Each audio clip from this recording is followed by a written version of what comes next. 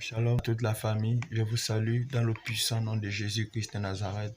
C'est encore le frère Timothée Justus et je viens encore par cette occasion, cette grâce que m'accorde le Seigneur, venir vous partager encore une parole qui nous a donné au sein de l'Église. Et je vais commencer la lecture de cette parole que j'ai notée sur une feuille. La parole du Seigneur.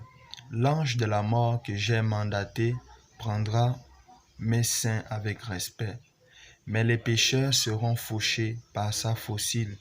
Plusieurs saints rentreront à la maison cette année, mais je frapperai aussi plusieurs méchants.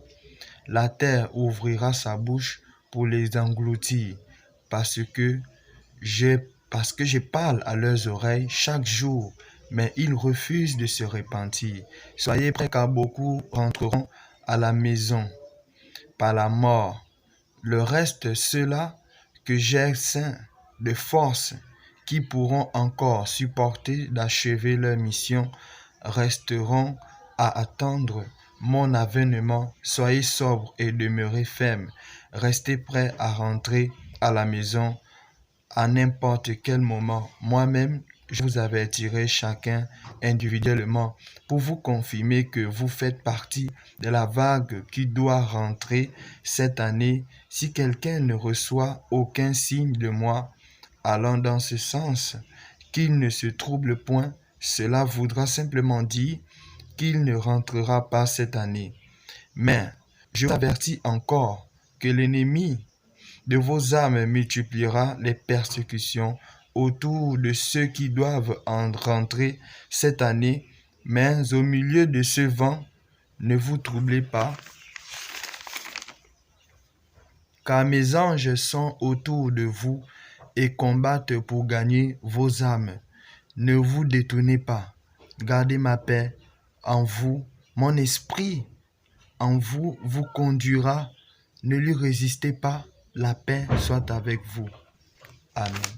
Donc c'était un message qui nous a été donné pendant que nous étions dans des moments forts de prière, à la cellule de prière, à l'assemblée des saints, avec les frères et sœurs. Et c'est comme ça que le Seigneur s'est mis à parler pendant que nous étions tous saisis par la puissance du Saint-Esprit, la présence du Saint-Esprit qui s'est puissamment manifestée au cours d'une veillée de prière, comme je le disais tantôt.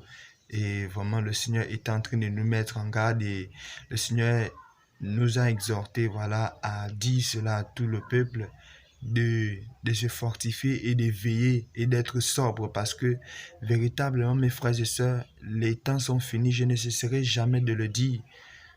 Je ne cesserai jamais de le dire. Les temps sont finis. C'est l'heure véritablement de nous examiner. Ce n'est plus le temps de dire aux gens que nous sommes chrétiens. Non, ce n'est pas ce que tu dis qui démontre que tu es véritablement chrétien.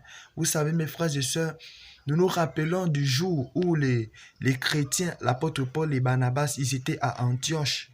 Ils ont prêché l'évangile, ils ont fait des miracles. Bien aimés, ce sont les habitants d'Antioche qui les ont donné le surnom des chrétiens. Nous savons tous cette histoire.